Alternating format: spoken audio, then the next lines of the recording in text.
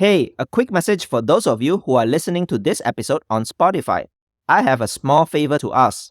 Spotify now allows mobile users to rate podcasts. I would really appreciate it if you can take a quick pause to go to the Tech Lead Journal podcast page and leave your favorite show, your best rating, on Spotify. It will help me a lot to get this podcast to reach more people on the platform. Thanks a lot. Emotional intelligence is about empathy, which is about your ability to understand where other people are coming from. But it's also the second part of emotional intelligence is understanding yourself, understanding the things that trigger you, because people are going to say and do things that frustrate, annoy, and upset you. That's just life. And then the third thing, which I guess is like an extension of those, is to always define a win-win outcome in everything that you do.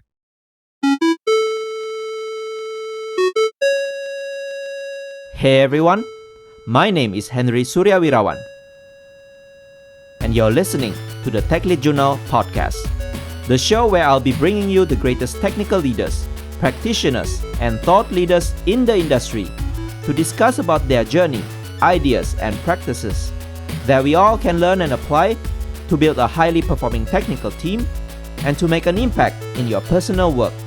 So let's dive into our journal.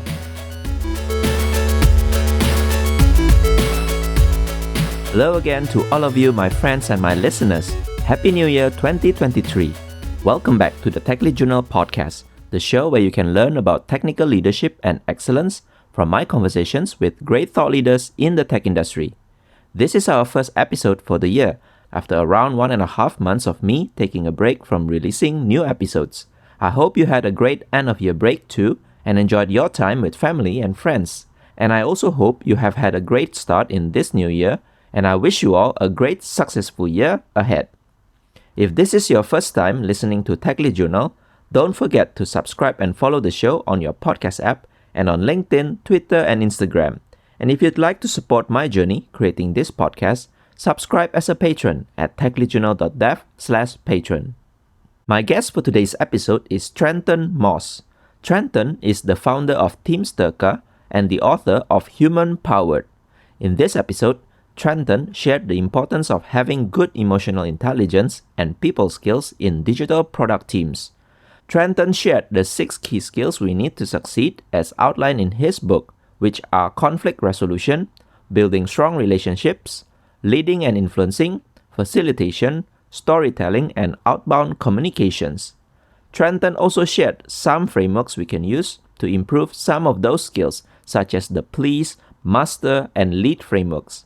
And throughout our conversation, Trenton emphasized multiple times the importance of achieving the win-win outcome in every interaction we have with each other.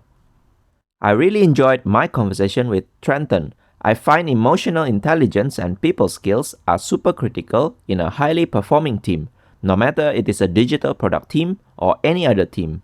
So many teams' challenges, conflicts, and politics can be avoided if we are more aware of the 6 key skills shared in this episode. So I hope by listening to this episode, all of you can learn a few tips and tricks on how you can improve your emotional intelligence and people skills. And I also recommend you reading the book if you are interested to learn more Trenton's frameworks for the other key skills not covered in this episode. And if you find this episode useful, as always, please help share it with your friends and colleagues so they can also benefit from listening to this episode.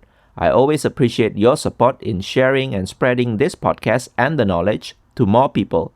And before we continue to the conversation with Trenton, let's hear some words from our sponsors. Today's episode is proudly sponsored by Skills Matter, the global community and events platform with more than 100,000 software professionals.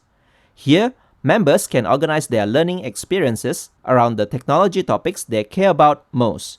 You get on-demand access to their latest content, thought leadership insights, as well as the exciting schedule of tech events running across all time zones.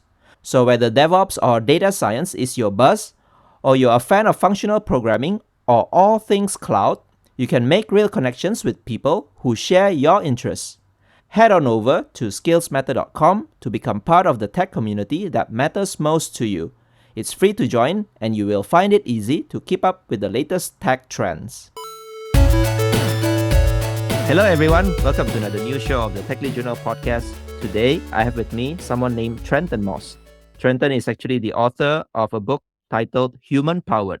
This book is very interesting. It helps digital product teams to actually learn about people skills and emotional intelligence that are required for us to succeed. As we all know, emotional intelligence is one of the best indicators of successful person and team. So IQ itself is not enough.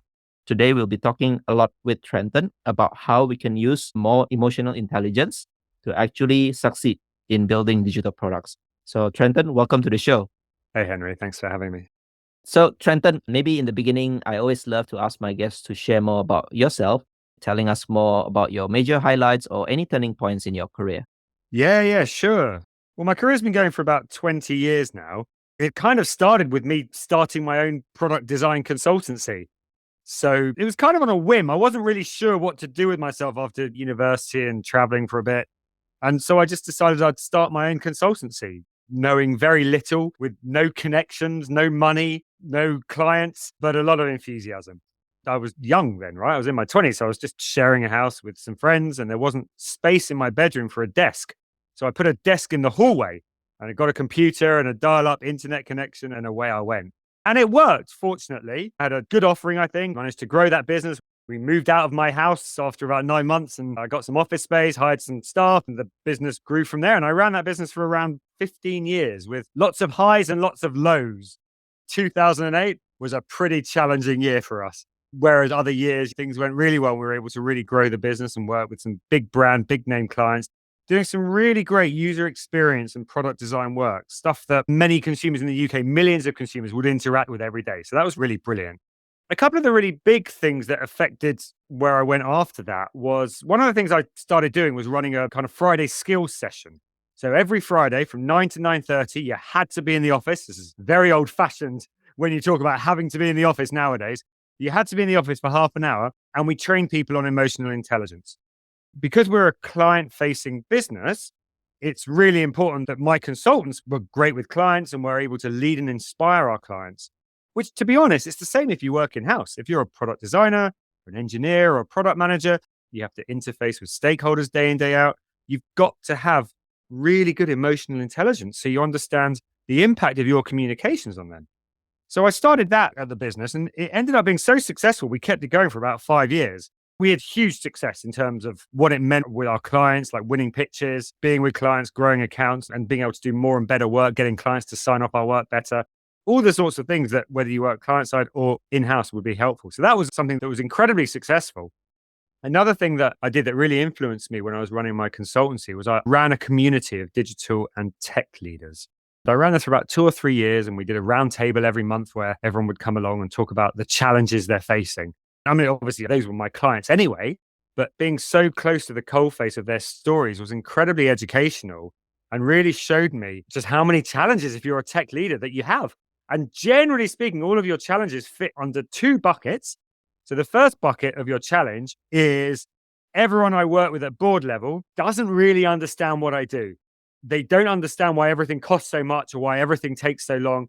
And a lot of my objectives directly conflict with their objectives. So challenges with their peers, with stakeholders. So that was one bucket of challenge.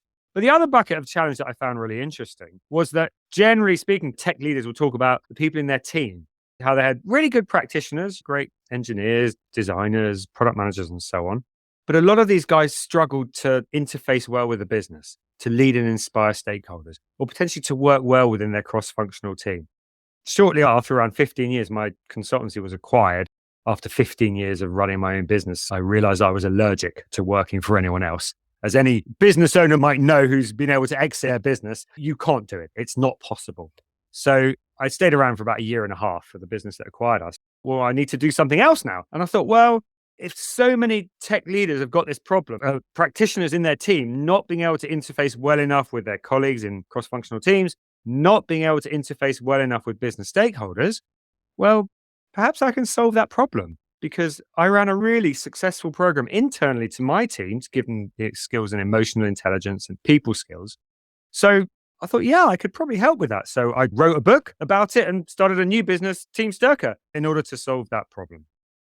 Really interesting story. So I was interested when you say that you force your employees to come on Friday morning to do this in emotional intelligence session. I'm sure. I mean, since it's Friday, you guys do not just go training, right? But after you do some fun activities together, I guess. So you mentioned about two challenges for digital tech leaders. So the first is the board don't really understand what you do. I mean, it's quite typical. So engineering is always slow. Engineering is always doing some stuff that we don't understand. And secondly is that tech leaders, even though between themselves, they don't actually communicate well. So cross-functional team, different roles also have different perspectives and different perception. And in the book, you mentioned that most technology projects don't actually fail because of the code, but mostly because of people not playing nice with each other. Tell us more about this because I'm quite intrigued, although I know I've experienced it, but maybe there's a reason what you pick from this trend. So tech projects failing, as you're saying, it's never down to bad code. It's always a people thing. A big part of it is that engineers and designers and so on, practitioners, think that just doing amazing work, really great work is enough. And it's not. Doing great work is half of the battle, literally only half. And the other half of the battle is having everyone around you think you're doing really great work. So everyone within the team that you're working in, getting them to buy into your work, thinking that what you're delivering is really great. And then perhaps more importantly, the stakeholders that you're interfacing with across the business, making sure that they think you're doing really good work. Because what's the point in doing amazing work if no one thinks that it's amazing?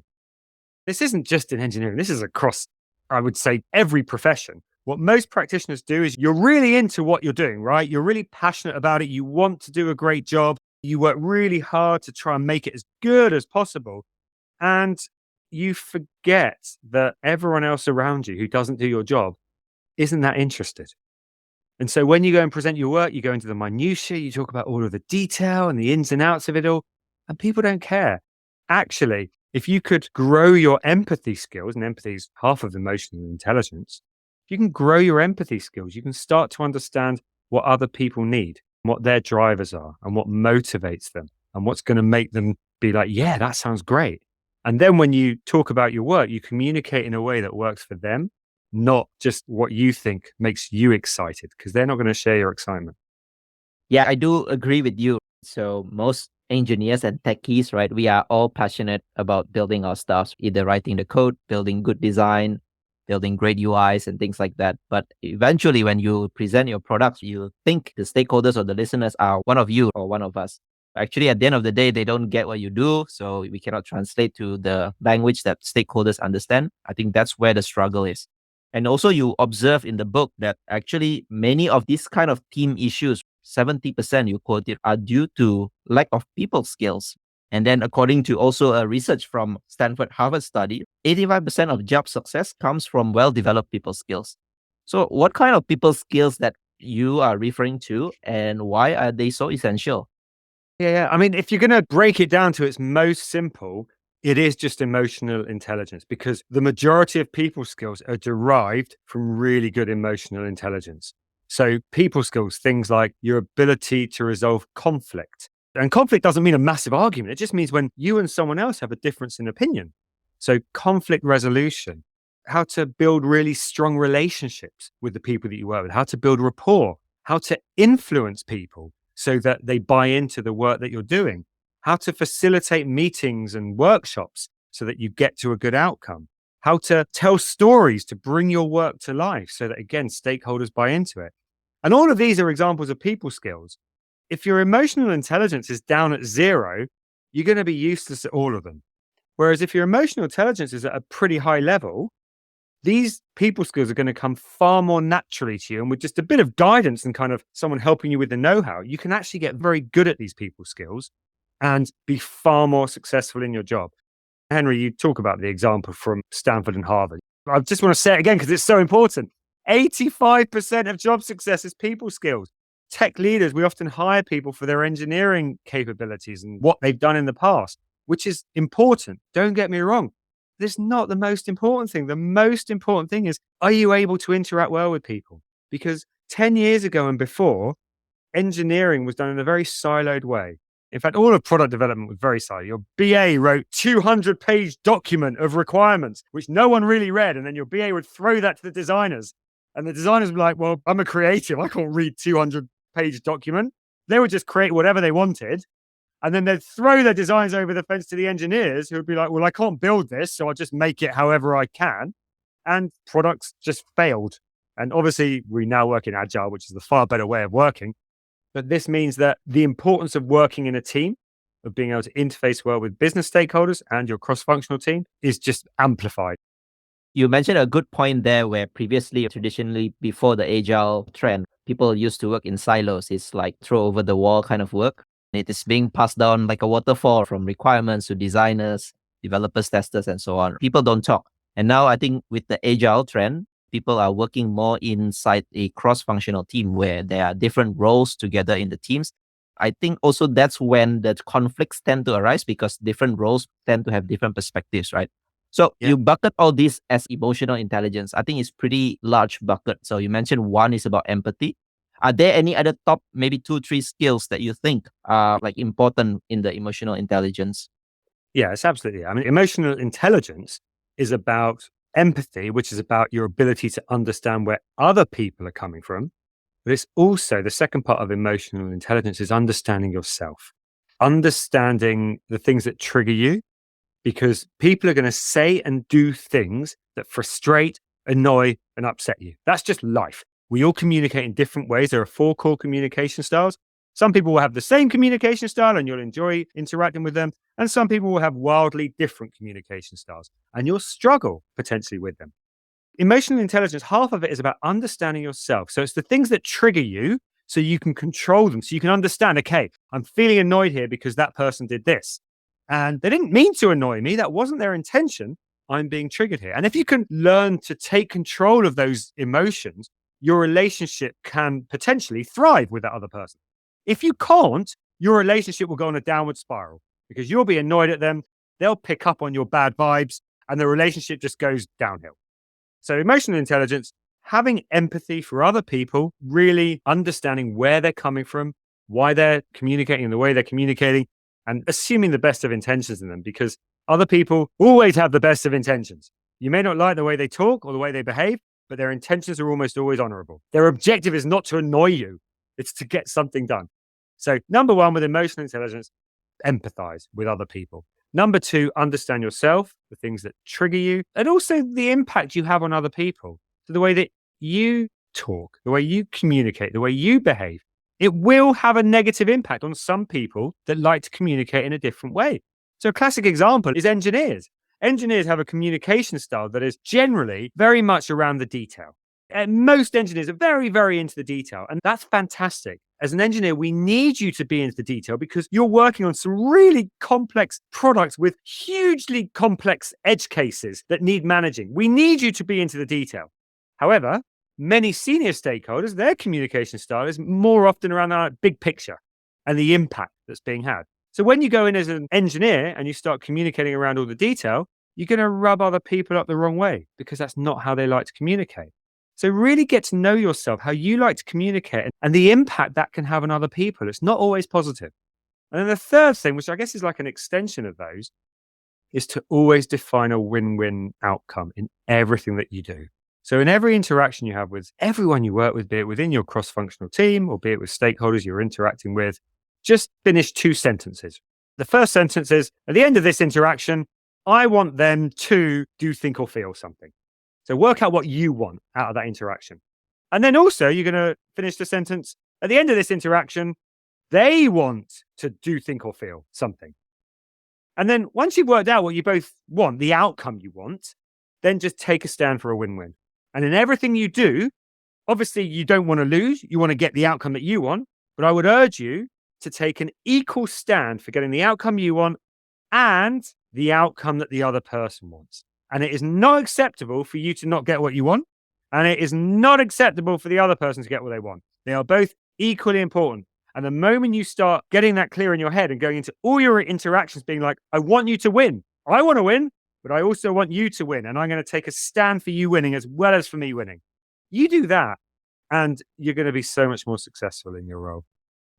So you mentioned about assuming best intent, right? So I think this is one key theme or key mindset to have when you deal Yep. with other people. Because I assume these days, everyone in the team, nobody wants to create chaos or create mistakes, right? So always they have a good intention, but maybe they lack some perspectives or some different mindset, and hence they do what they do. And I like the thing that when you explain about emotional intelligence, yeah, I mean, people know we should try to understand others, empathize with others, but sometimes we don't understand ourselves better. Like what you mentioned, what triggers us, what kind of emotions, maybe when you read some chats or hear the boss says something, you assume that they are blaming us or you assume that this person is angry. Well, actually, all this probably is just in your mind, right? It's just how they communicate that is different than you. So I really like the way you explained this, like, no, other people, know yourself. And the last one is about win-win outcome. So I think this is also pretty rare in a world where some people just want to be dominant and show they are more powerful than the others. Yeah, I really love the way you phrase it. So in the book, you mentioned about 6 key skills. So you have mentioned some of them, but maybe if you can summarize, what are the 6 key skills that you want to advocate for digital leaders and tech practitioners here? Yeah. So 6 are conflict resolution, which is anytime you disagree with someone, how you get to that win-win outcome. And that for me is almost the foundational one, because without that, if you're not going to get win-wins, if you're going to end up losing or they end up losing, at least one of you is going to be annoyed. And that leads to deterioration in the relationship. So number 1, conflict resolution. Number 2, building up strong relationships with people, knowing how to be like a master of building up relationships with people, how to build rapport, understanding the 4 different communication styles so you can adapt how you communicate depending on the different person. So conflict resolution, strong relationships. Third one's around leading and influencing. We no longer live in a world where leadership is hierarchical. Everyone should be a leader. No matter where you sit in a hierarchy, you should be a leader to the people that report into you. You should be a leader to your peers, and you should be a leader to the people that are more senior than you. So kind of leading and influencing people is incredibly important, towards win-win outcomes, right? Not towards you winning and them losing, towards everyone winning. So conflict resolution, strong relationships, leading and influencing. And the last 3, facilitation, storytelling, outbound comm. So facilitation, obviously getting the group towards the outcome that you all want to get to. Again, a win-win outcome. I think I've said win-win about 3,000 times already, but it's kind of the core of all of this. If you just remember one thing, if you're listening, just remember win-win. The only 2 words you need to remember. So yeah, facilitation, making sure you get the group towards that win-win outcome. Storytelling, which is one of the most important influencing techniques. If you want to get people on your side, you've got to start getting good at storytelling. And finally, then outbound comms, which is about the way you present yourself or the way you write, because obviously a lot of comms is done through written chat now, through team chat, Teams and Slack. So making sure that you are communicating in a way that works for other people. Thanks for mentioning all this. I repeat one more time: conflict resolution, strong relationships, leading and influencing, facilitation, storytelling, and outbound communications. I hear you. You have mentioned about win-win outcome almost like, I don't know, few thousand times, right? If I'm not wrong, it is also one of the 7 habits. If anyone has read about the book, 7 Habits from Stephen Covey, one of the habit is actually also creating win-win outcome. I've read your book and I can see you mentioned about this outcome in all 6 key skills actually. Maybe tell us more, elaborate further why we should always think about the outcome first and it should always be win-win. And how can we always have this mindset every time we probably deal with other people? It's a great question. The key word that you use in your questionnaire is the word outcome. We get so bogged down in the detail and thinking, I need X to happen because if X happens, then I'm going to be happy. And then someone else thinks, well, I don't want X to happen because I think Y should happen. And you end up, again, disagreeing potentially in the relationship deteriorating. And actually, if you both just took a step backwards and say, okay, hold on. X is just a means to an end and Y is a means to an end. What is the end? What is the outcome that we want here? And if someone says, well, I think we need to have a solution Y, then you move to the question why, as in WHY, the 5 whys technique. Okay, why is it you need that? And you get to the crux of it. Okay, that's what success looks like for you. As a stakeholder within the business, they're saying, like, I just want you to put this live in this product, do it this way, which often happens for people working in products. If you're an engineer, it's like, build it, monkey. It's almost like that attitude, right? I just want it this way, just build it and don't ask questions. And actually what engineers and designers and product managers should ideally be doing is saying, well, tell me more why you want that. What's the outcome you're trying to get to? And if you can always be working at a level of outcomes, it's like, well, you want this outcome, I need this outcome. How do we make that win-win? And then you work backwards from there. to define actually how it's going to happen to get you there. And that's a far better way of working than just three people coming to a meeting all with their own ideas of what they think should happen and then just like arguing about whose idea is best. Far better. Start from the outcome, make sure everyone's happy with it, that everyone wins with that outcome, and then you just work backwards. Yeah, I love what you're saying. For engineers and techie, we always love to go to the solution instead of probably the problem itself. That's the first thing, right? And what will be the outcome that we want to achieve together. So one challenge normally when people don't have this mindset, like when we're dealing with other people who are in this mode, how can we actually invite them to actually start thinking about outcome, knowing that there are different style of personalities here? It's a great question. Again, this is kind of conflict resolution, essentially, because senior stakeholder, you're just telling me what to do. And from my perspective as, say, an engineer or a tech lead, that doesn't work for me. I want to be working more towards outcomes so I can work within my team and use our expertise to get to the best possible outcome. The way to do it is to kind of go through a kind of conflict resolution approach. So in the book, I talk about the please process, which is a process you can easily follow, where essentially, again, win-win is at the core of it, right? Obviously. So I haven't said the words win-win in like a minute, so I feel I have to say them again. But win-win is at the core. You never make the other person wrong because you always assume the best of intentions, right? You don't like what they're saying. You don't like that they're being pushy about trying to make you do this, but you assume the best of intentions. You will never make them wrong. And in the please process, essentially, after the problem is stated, which is the P, you just listen and explore. And you just really get into the detail of why they're trying to get to where they want to get to. Something I talk about in the book, which in my training courses I talk about quite a lot, which seems to resonate with people, is you just imagine the other person's head is a glass bowl. So no fish in it, just their head is a glass bowl. And imagine it's full of water. Now, if you try and speak, every time you speak, you're putting more water in that goldfish bowl. So what you want to do is you want to let them drain that goldfish bowl. Just let them talk about all the things they want to do, where they want to get to. Keep listening, keep exploring, validate what they're saying. Because even though you disagree a lot and you want to argue with them, just validate them. And then once they've emptied that goldfish bowl, they're ready for more water to go in. And then you can put across your point of view. And you don't need to argue, and you must never make them wrong. And again, you want a win-win outcome, as I keep saying. You say, okay, so here's the outcome I'd like to get to. Sounds like you want this outcome. I need this outcome. And that's it. That's all you need to say. In a conflict, the worst thing you can do is speak a lot and try and like push your point home. It's so much better just to listen. Don't disagree with them at all. Just listen and then put your point of view across. The opposite of agree is not disagree. The opposite of agree is I don't agree. And that's a really important difference because even though you don't agree with them, it doesn't mean you have to disagree.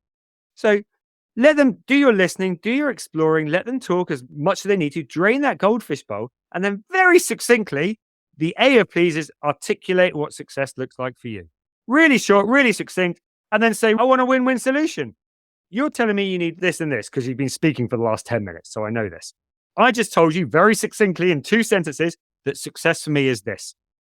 What should we do? How do we come up with a win-win solution here? When you listen to someone, you show empathy, you reflect back the things they're saying, you validate them. It is amazing how they move away from a position of entrenchment.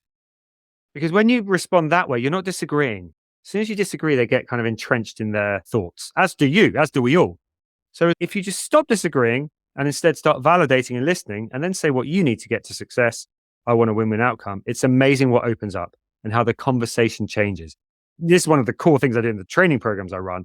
And it's amazing the stories I hear back of people with difficult stakeholders, how suddenly it's just so much better.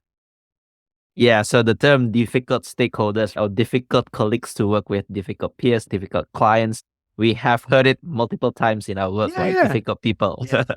Maybe you're the difficult person. Maybe they're not difficult. Maybe it's the way you're behaving and you're communicating that's triggering them, making them upset, angry, or annoyed, or any type of negative emotion. And then that comes back in terms of their communications. So maybe it's you. There's no such thing as a difficult client or a difficult stakeholder or a difficult colleague. There are people who you will find it more challenging to work with, but with patience and with following some of these processes, you can get there. You mentioned about this conflict resolution, right? I think many people, also from my observation, including me, myself last time, we had struggle. Everyone, I think, struggles with conflict resolution. That's why we always deem other people difficult to work with. I think it's also because of partly we are not trained well enough, maybe from childhood, from school. We are not actually taught how to resolve conflict. Every time there's a disagreement or something, the teacher will just say, okay, you shut up or behave. And then, that's why we don't know how to resolve all this. You mentioned also in the conflict resolution, there are two types of people. One is the one who push so hard about their agenda, and the other one may be feeling lost. They will just keep quiet. So tell us more, how can people train their conflict resolution skill if they are not well taught since maybe the education? Well, Henry, no one's conflict resolutions are well taught in education. It just doesn't exist. And for me, it's madness.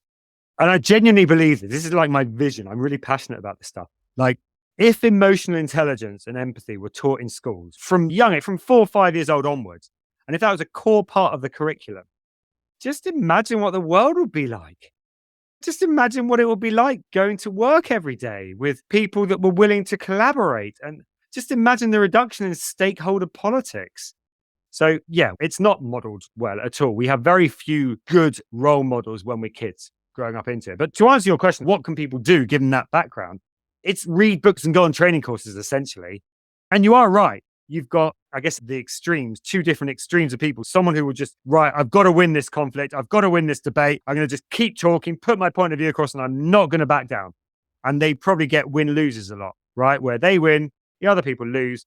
But to be honest, they lose as well because no one likes them. And no one buys into the things that they're telling everyone to do. So no one's going to work particularly hard or try and do a good job on it. So you end up losing anyway. So even if you think you win, it's not a good outcome for you. And then the opposite extreme is obviously someone who stays very quiet, never stands up for themselves, and then someone else just railroads them. And so it's win-lose again. The other person wins, they lose. And both of these are bad outcomes. And again, going back to the win-win, everyone takes a stand for win-win. So if you're someone who's a bit more pushy, tries to kind of a bit more assertive, tries to always get your point of view across, you've just got to stop and you've got to listen and you've got to tell yourself, it doesn't matter about the execution. All I need is the outcome. And you've got to really ask yourself, what is the outcome I want? At the end of this, I need X to happen. And that's all you've got to care about. You've got to get your head out of all of the details. Just, I need this outcome. How do we work together to get to that outcome? What's the outcome you need? Is that the same? How do we get there? So you just got to pull yourself back and focus on the outcome. Now, if you're then the opposite extreme and you're more the person who's a bit quieter, a bit more cooperative, and perhaps doesn't get your way, to be honest, you don't need to change very much. So the other person's talking, you do your listening, make sure they know you've understood, let them drain the goldfish bowl, which they're probably doing anyway, because you might be quite quiet. And then all you got to do is say one or two things at the end. It's just what I was saying before. All you got to say is, okay, so you feel A, B, C, and you're saying X, Y, Z. Have I got that right? Yes. Okay. And then you just need to say, for me, I need to get to this outcome. How do we get a win-win? It's just one sentence. It's one extra thing you need to say. And you might need to be courageous to do that if you're someone who shies away from conflict a lot. But all you got to do is say it once and it's out there. And then the other person knows they need to get to a win-win. I think that's a great tips for both sides, right? For people who like to push hard for their agenda and also for people who tends to keep quiet. So thanks for sharing all this. You mentioned a few times about listening.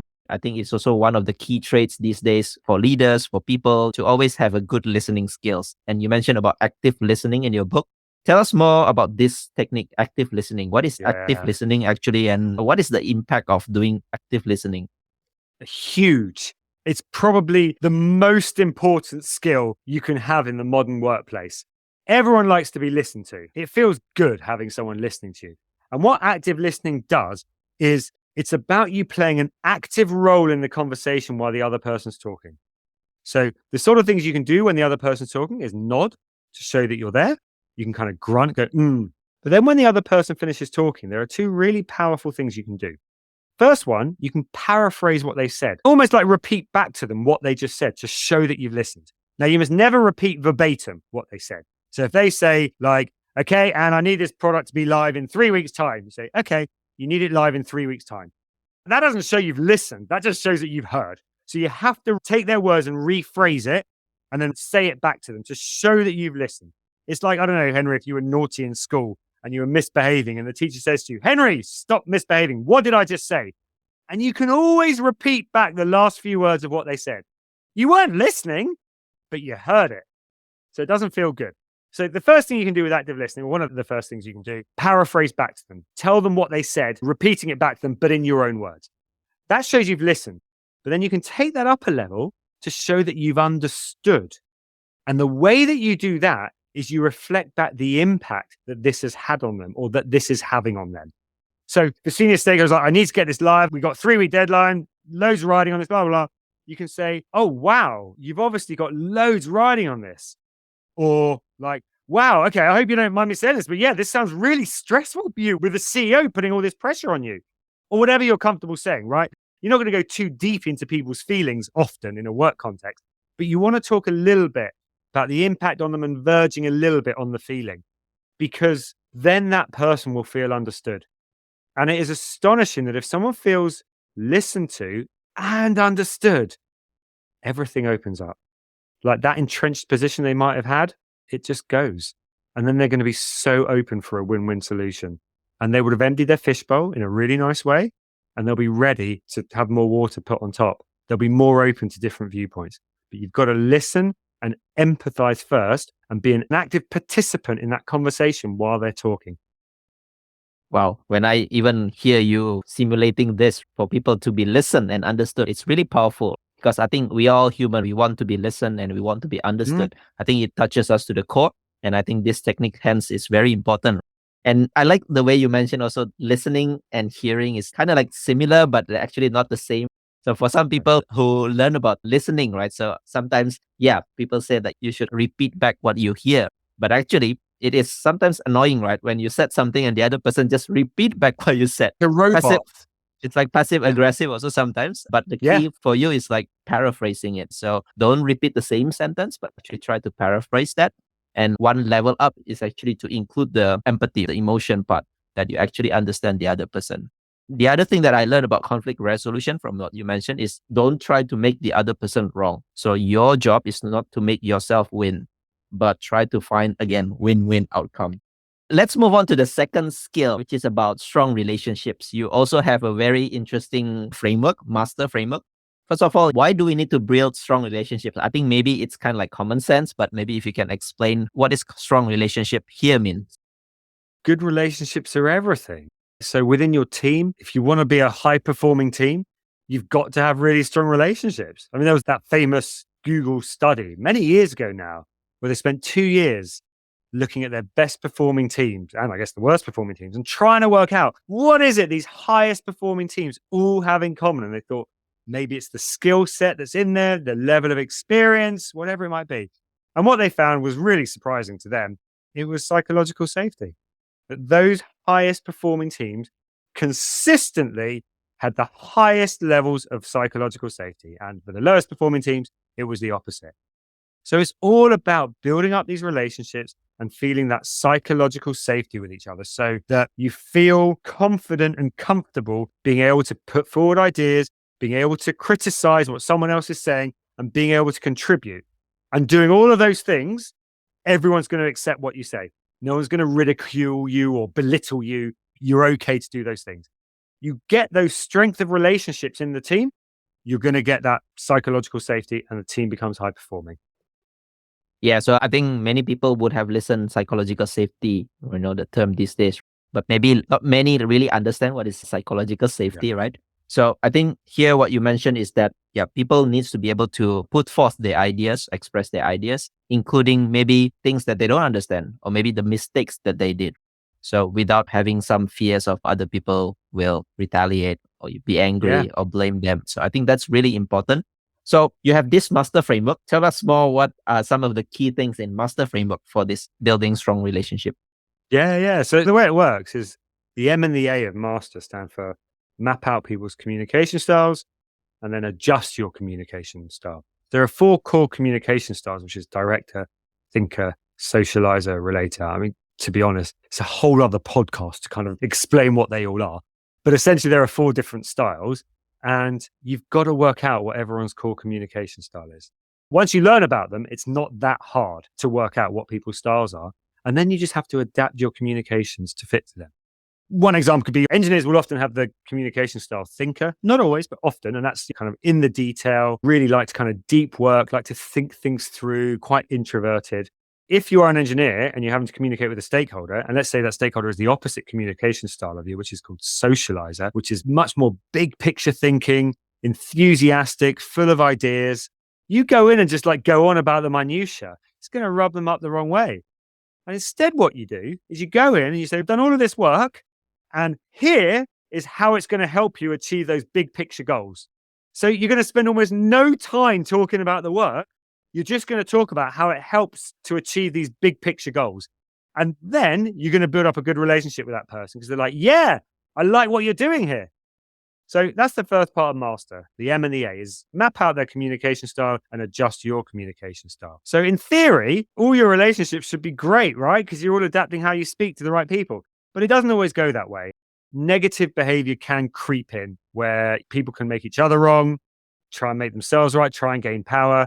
And it's very important with negative behavior. That's the S and the T of the master framework, which is suppress your own negative behavior. Like I said, you've got to become more self-aware. Understand what your negative behavior is, how you have a negative impact on others. And then the T is to take ownership of difficult situations. So if someone else is displaying negative behavior to you, taking ownership of it and responding in an appropriate manner. Again, that's quite a lot to talk about, but it's all written about in the book. So then again, in theory, your relationship should be great because you're adapting your communication style. And then if negative behavior creeps in, you're doing something about it. But sometimes that negative behavior will creep in. It will be quite strong and you can't do anything about it. And then you move on to the E and the R of the master framework. And this is all about what you do afterwards, recovering from the aftermath of a difficult meeting or a difficult situation. And the E is about empathizing and assuming the best of intentions, which we've obviously spoken about already. The other person doesn't have the objective to annoy or upset you. It's not what they mean to do.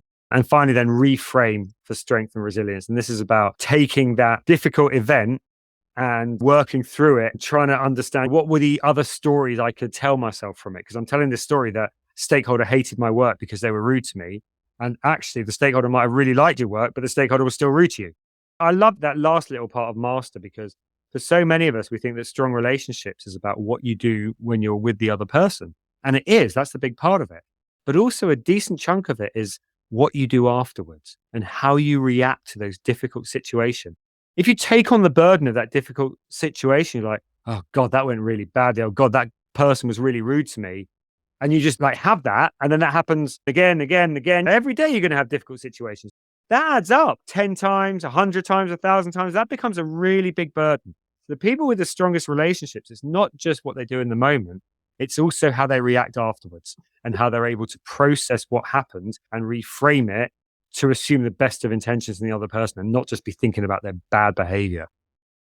Yeah, I also love this reframing. When I read your book, I remember some trainings that I did last time about the powerful technique of reframing. So maybe the first thing for people who may not be familiar what is reframing. So reframing helps to actually create alternate conclusions and stories from a difficult event. So imagine you have a certain conflict. Yeah, it's a kind of like difficult situation, but you actually don't reframe at that point in time. Yeah, you actually reframe it maybe in your mind or maybe sometime when you reflect a difficult alternate situations. So it's not exactly the same, but actually maybe, for example, using the other person's head, why they behave that way, what makes them so upset.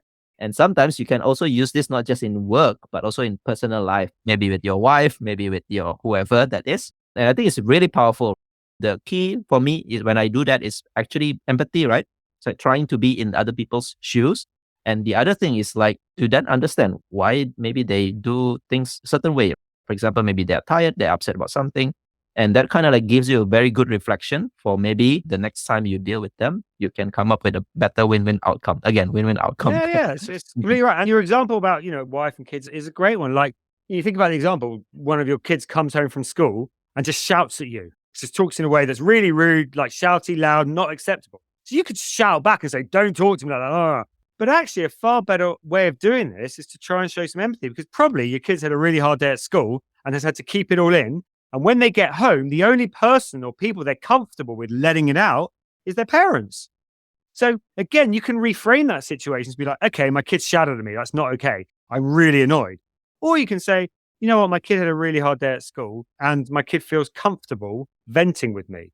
Now, I'm not saying you should accept their shouting, but that's how you reframe the situation. And then once everything's calmed down, then you can go and talk to your kid and you use the please process where you listen and explore where they're coming from. And then you say, the outcome I want to get to is where you're not shouting at me. The outcome I want to get to is where you're not rude at me. You're not making them wrong for having shouted at you. You're not telling them off or anything like that. What you're doing, though, is you're explaining that the way you talked to me before, it's not okay for me. And here's the outcome I want to get to. How do we get to that outcome? And that is such a different conversation to reacting in the moment and shouting back and having a big argument. Wow, great parenting tips here for those of you who are parents. Sometimes kids can actually frustrate us, so use this technique. So you mentioned in the master as suppress negative behaviors. I think there are 3 categories that you mentioned in the book. I think this is really important to probably explain to people because sometimes in the heat of the moments, we tend to have negative behaviors, but we don't actually understand or we don't actually realize that we have these negative behaviors. What are the 3 categories that we should avoid in this classification of negative behaviors? Yeah. So the 3 classifications I write about in the book is making other people wrong, making yourself correct, and gaining power. So again, particularly with the first 2, if you really are going to seek a win-win, you're not going to do those. To be honest, they do creep through those. So making other people wrong is criticizing what other people do, blaming them for things that have gone wrong, perhaps belittling them in meetings. And you may do that without meaning to. Making yourself correct is like you're getting defensive, justifying your opinions with very strong statements, perhaps playing one-upmanship, always having an answer. And all of that is about bigging yourself up. And the final one is about gaining power. And it's things like, so many people do this, regularly being late for other people's meetings. That is an example of gaining power. So I'm very busy. That's why I'm always late. Well, why don't you just always be on time? So, regularly being late, interrupting people in conversation, being distracted during meetings, particularly on Zoom calls or team calls. It's always obvious when you're doing something else, especially if you wear glasses, by the way. We can see your screen changing in the reflection in your glasses. So all of those things are not ideal behavior. We all exhibit negative behavior. Like my negative behaviors are very much in that kind of gaining power category. So like my default behavior is to be late to meetings. I have to work very hard to be on time to meetings. It's quite an interesting one. I hate it when people are late to meetings. I really hate it. And I only hate it that much because I know it's one of my negative behaviors and I know it's something that I do. So if you can become aware of your negative behaviors, that's one example of mine. I've got a few. Then you can work on them and you can hold yourself accountable to them. And then ideally, you tell other people that you want to work on it and you want to get better at it and ask them to hold you to account. Because there was an interesting study done about accountability and around goals. So if there's something you want to do, so let's just say, you know what, being late for other people's meetings, it is disrespectful. They booked time in. I've said yes. I've accepted the invite. I've committed to being there and I come in late. But even if I don't like that meeting, it's going to be a waste of time. I've still committed to being there. Should be there on time. So then you say to a few other people, I'm going to be to every meeting on time. I'm making that commitment. And if I don't, I want you to call me out on it. And the difference in terms of that being effective, if you don't tell anyone that, you've only got a 10% chance of it happening. So if you think, you know what, I really should be on time to meetings, there's only 10% likely that you're going to do it. Whereas if you tell other people and you ask them to hold you to account, that increases to 65%.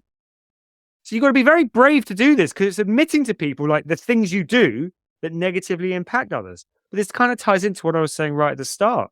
You've got to know yourself. You've got to understand yourself. And then if you realize you're doing things that are negatively impacting others, you've got to stop it. Because if you want to have really strong relationships with people, you're not. If you're doing all this negative behavior, it's going to impact that. So do something about it. Be brave. You have to be brave and tell people, I'm always late for meetings. Do you know what? I've been thinking about it. It's not okay. Can you hold me to account on this and just tell me how I get on over the next few weeks? See if you notice whether I'm more on time to meetings. Thanks for the tips. So there are 3 categories of negative behavior. So obviously, we should try consciously to understand when we behave negatively and try to suppress that. That's part of your master framework. So maybe let's move on to the third skill, leading and influencing. You also have a very unique framework here. It's called LEAD. I mean, it's kind of like obvious, right? Tell us more. You mentioned in the beginning, leadership is not actually a role. Everyone can be a leader. So tell us about this concept. Yeah. No, you're right there, because historically we lived in a very hierarchical corporate environment where if you wanted anything done, you have to ask your boss, who would ask their boss, who would ask their boss, who would ask their boss. If anyone was having a bad day, that good idea got shut down. And then the companies born in the internet era, the likes of Amazon, Google, Facebook, and so on, have created new operating models where decision-making is now decentralized and is pushed down to the people on the ground because, hey, guess who's got the best ideas? The people on the coalface. not the leaders in their ivory tower. So we all need to show leadership to each other. And yeah, as you say, I've got a framework that I talk about in the book, which is the LEAD framework. So the L stands for look for the basics, get these right. It is astonishing how much we just annoy people around us and don't do these basics. How we just aren't aware of some of the things that we are doing that are just frustrating people. Being late to other people's meetings, not responding to their requests in a timely manner, under communicating. There's something called the mere exposure effect, which says that we only get used to an idea if we're told it 10 to 20 times. So we might like send to a stakeholder, here's the stuff. Can I get your feedback by next Thursday? And then next Thursday comes around, they don't reply.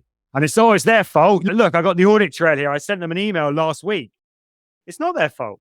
We only get used to ideas if we get told 10 to 20 times. So I'm not suggesting you email the stakeholder 10 to 20 times, but just sending one email and being like brushing your hands of responsibility. Well, I've told them now, it's their fault if they don't get back to me.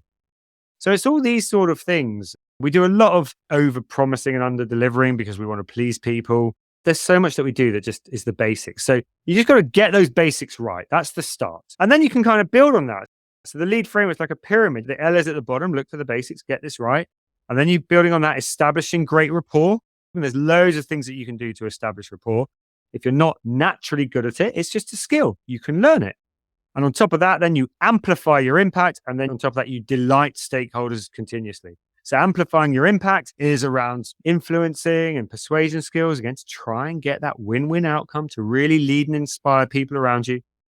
And then finally, delighting stakeholders. And that's about going above and beyond. So with all the stakeholders and everyone you work with, thinking, what's going on for them at the moment? What are they trying to achieve? What can I do to help just contribute to what they're trying to achieve? Could be as simple as being like, well, they got to get this part of our product increasing in revenue by 10%. I know that's their goal. Go online, look up a few articles and send them a couple of links. Say, I know this is your goal. I just found a couple of links that I thought might be useful to you. And just doing small things that add value to people. It is amazing what that can do to your relationship. Thanks for this LEAD framework. So when you mentioned about the basics, right, I think many leaderships tend to forget about these basics because they think it's a basic. So one thing that always sometimes a struggle for me as well is about under communicating, like what you mentioned. We always struggle with time. We always struggle with so many contexts, so many different priorities. We tend not to over communicate simply because we don't have that time. But you are saying in your book, it's almost impossible to over communicate. So we always have to repeat. And you mentioned maybe 10, 20 times. And I think maybe this is worth to probably re-explain one more time for leaders out there who always struggle with different priorities, why we should over communicate. Maybe tell us more about this concept. Yeah, well, it's like I said, it's the mere exposure effect. We don't get used to an idea until we're exposed to it 10 to 20 times. Let's just say you want sign off from a stakeholder about something. You maybe send them the pack or whatever it is that you want to them, and you wait a day. And if they didn't get back to you, just message saying, yeah, just want to check you got it. Got any concerns? Yeah, just want to make sure everything's okay. And then if you don't hear back a few days later, maybe try and set up a quick call with them or whatever it might be, some different format just to kind of check in with them. It's basically, you've got to take responsibility for getting to the outcome. And you just saying, well, I told them that I needed that and they didn't respond. It's not acceptable. And by the way, if you're listening, you're the same. You, Henry, me, if you're listening, you get requests from people all the time, which you forget about because you only get exposed to that request one time because they only tell you once and then you forget it. And then maybe they'll send you a reminder. So then, okay, well, I forgot about that. I'll do that. We all do this because especially in the modern world where there's WhatsApp, there's Slack or Teams, there's email, the amount of communication channels is just overwhelming for most of us. We can't keep up with it all. So please don't expect that just one message is sufficient. Yeah, I like your joke just now when you mentioned, you see the audit trail, right? So see when I sent you this message X days ago and you didn't reply and you forgot, right? Yeah, I'm right, you're wrong. So again, put your empathy here, try to understand other people's situations. Of course, if it happened continuously, then it's a problem, right? But I guess if it's one or twice, then I think we should probably just remind them, over communicate. Yeah, but Henry, if it happens many times, then you've got a conflict and you start the please process. And you go in and say, here's what's going on. I'm sending you these things. I'm not getting a timely response from you. What's going on? How do we get to a better outcome here? And you listen and you explore where they're coming from. And they might just say, do you know what? You keep sending me these really in-depth emails with all this detail, and that just doesn't work for me. I don't communicate in that way. They wouldn't use those words, but that's often the core of it because you're communicating in a way that doesn't work for them and it's hard for them to process it. And they're not wrong for that. So then you say, okay, it sounds like the way I'm communicating to you, yeah, it's just not working. It's not what's best for you. What would work better for you? What can I do to help us both get to this outcome? And then the other person will hopefully tell you something. You come up with a solution. Do you know how deeply that other person is going to buy into that solution? Like so much, so that when you do it differently the next time around, the chances of them responding that time and doing it in a timely manner are so high because you've worked with them to get to a good outcome. You haven't made them wrong. That's a great tips, actually. So if it happened multiple times, go back to the conflict resolution, use the please framework. So I think this book is really interesting. And so many other frameworks actually in the book. We haven't touched on the other 3 key skills, right? You have the ready framework, you have the drama framework, and you have the ABC framework. So for people who are interested to learn the other 3 skills, please go check out the book and maybe read and learn from there.